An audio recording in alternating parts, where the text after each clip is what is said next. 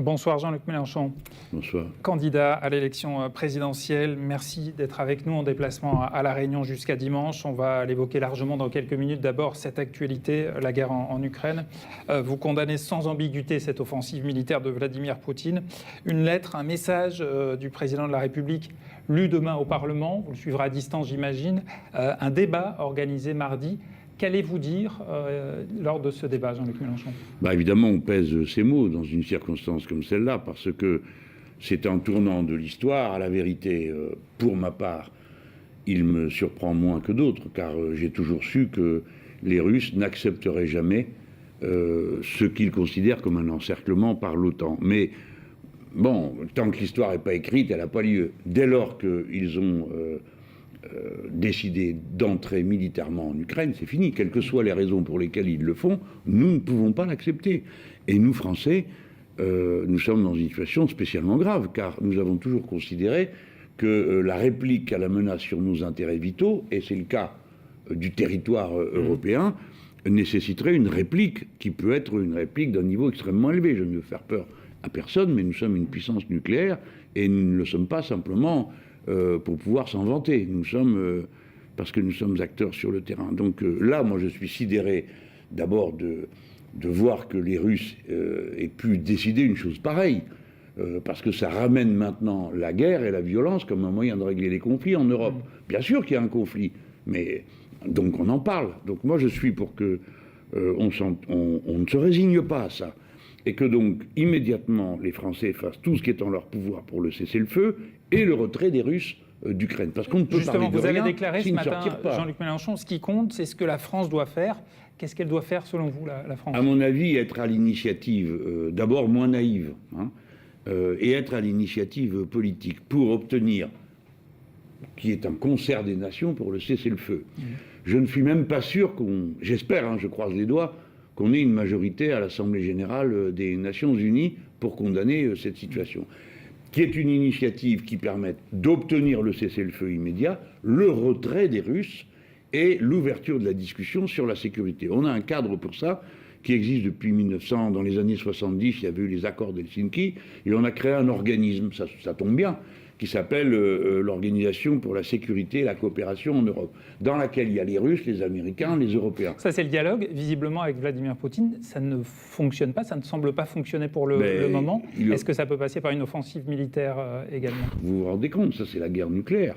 Donc aucun d'entre nous ne peut proposer une chose pareille. Donc je reconnais que lorsque je m'exprime comme je le fais, je ne réponds pas à la question. Mais qui nous a fourrés dans une histoire pareille ? C'est pas tout de provoquer les gens, il faut aussi être capable d'imaginer qu'ils vont réagir. Et c'est ce qu'a fait M. Poutine d'une manière qui est diaboliquement habile, parce qu'il sait très bien que maintenant tout le monde est bloqué, parce que nous ne pouvons pas vouloir d'une guerre.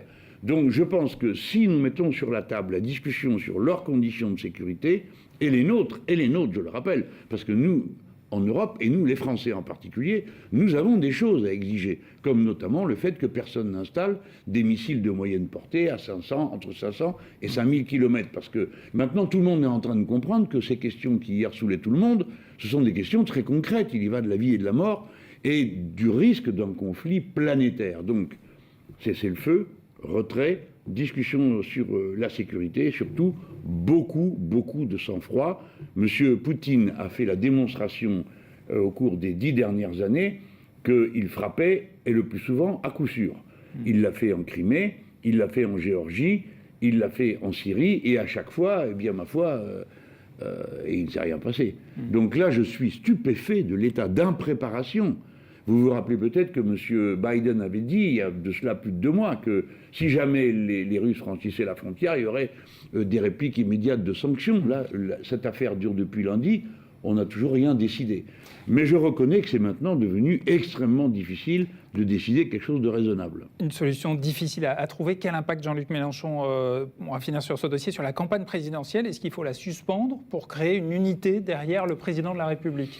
Non, il faut que chacun soit raisonnable. Bon, d'abord, le président de la République, il fait son travail, c'est pour ça qu'il a été élu. S'il y en a un autre dans un mois, eh bien, il le fera aussi.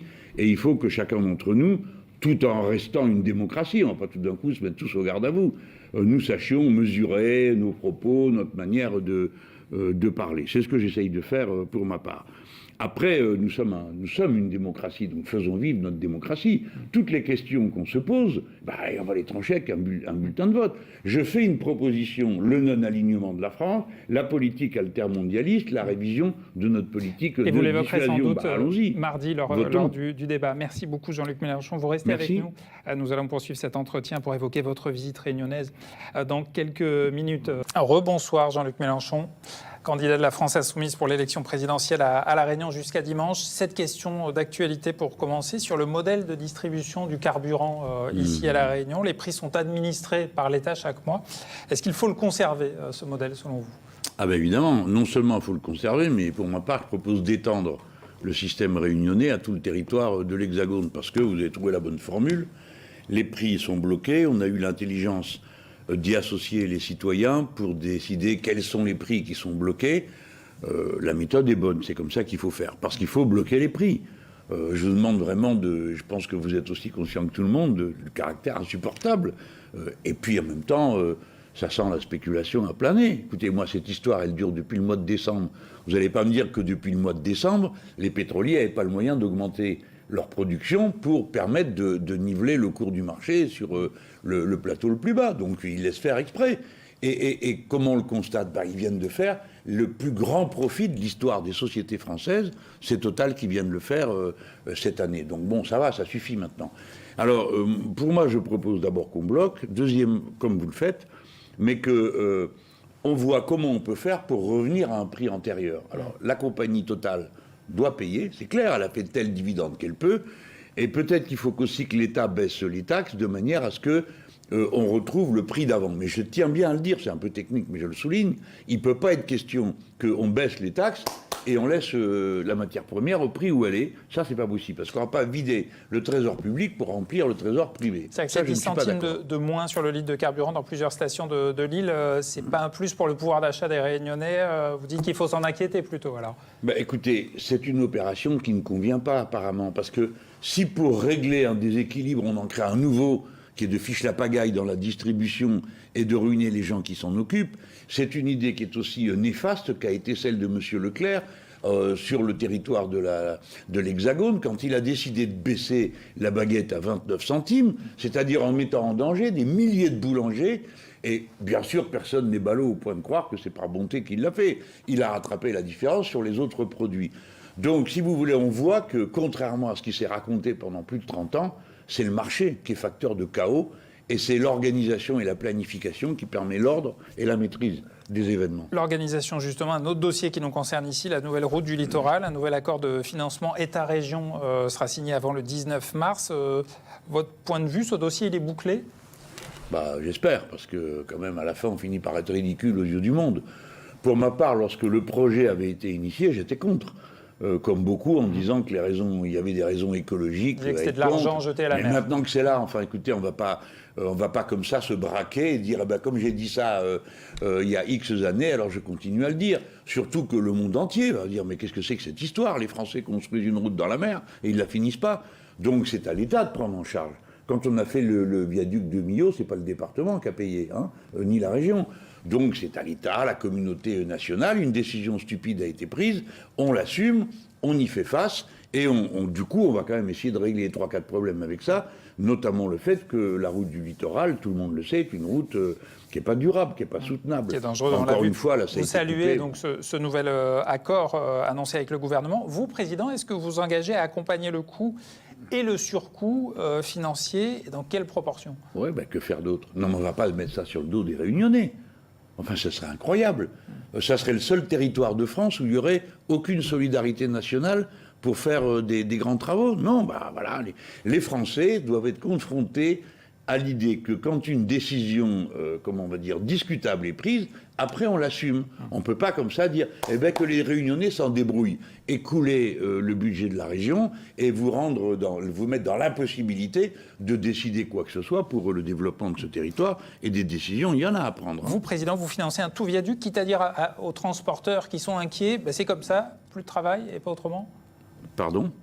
Les transporteurs, ils sont inquiets puisqu'il n'y aura plus la digue. Il y aura moins de travail pour eux. Qu'est-ce que vous leur dites ? On va pas faire une deuxième route pour faire plaisir aux gens. Bon, il y a bien des choses à organiser. Le tram-train qu'on voulait faire dans le passé, il est passé où? On peut le faire. Non, des grands travaux, si jamais on est à la recherche d'en faire sur ce territoire, il y en a. Et on peut faire confiance à Huguette Bello et à la région pour trouver les idées. Non, personne ici n'est menacé de ne plus travailler. Je crois que c'est l'inverse. Si moi, président, je m'en occupe, c'est parce il y aura des plans de développement avec les objectifs que moi j'ai toujours partagés avec Feu Paul Vergès, qui est de dire le territoire doit arriver à son autonomie énergétique, à son autonomie alimentaire, parce que les gens, maintenant, tout le monde a compris que les grandes voies maritimes pouvaient être coupées à tout moment, soit par le dérèglement climatique, soit par les guerres, soit par les maladies. La question de la vie chère... Donc il faut vraiment que vous vous préoccupiez de savoir comment vous allez manger si jamais vous ne produisez pas localement. Je crois que c'est le plan. On va y venir si on a le temps, Jean-Luc Mélenchon. La question de la vie chère à La Réunion, vous proposez un SMIC à 1 400 € net par mois. Chez nous, il y a la surrémunération. Est-ce que ça veut dire un SMIC plus à La Réunion? Non. Non, le SMIC, c'est le SMIC. Ce sera le même qu'en métropole? Écoutez, ça sera le même qu'en métropole, 1400 dans l'Hexagone, c'est bien comme ça. Et qu'est-ce que ça produira immédiatement? Ça et les autres mesures, hein, notamment les mesures pour vos étudiants. Parce que moi, j'attache beaucoup de prix à l'Université de la Réunion. Je trouve que c'est un objet qui est une merveille. 100 doctorants en 20 ans d'existence, c'est un exploit. Et je condamne le fait qu'on aille mettre de l'argent à Maurice, comme l'a fait la Sorbonne. Je trouve ça ridicule pour une université anglophone. Je reviens à ça. Non, mais attendez, j'étais sur le SMIC pour dire qu'est-ce que ça produit. Quand vous payez mieux les gens sont tellement pauvres qu'ils ne placent pas leur argent en action. Ils se mettent à consommer. Et donc, ça entretient la production. Et en particulier, les gens mangeront mieux.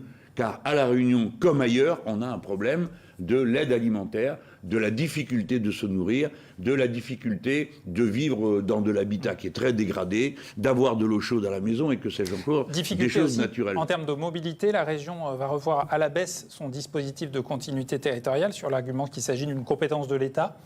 Vous, président, est-ce que vous avez déjà prévu un budget pour la continuité territoriale des Réunionnais? Écoutez, ce que je trouve extraordinaire, c'est le nombre de choses qu'on demande à un candidat à la présidentielle, mais pourquoi pas?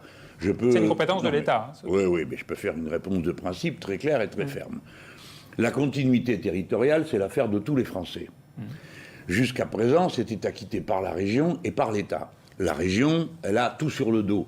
Donc je trouve normal que ce soit l'État qui vienne à la rescousse. Et en particulier que on tienne compte des réalités, c'est-à-dire du nombre de gens qui n'ont pas pu revenir depuis des années.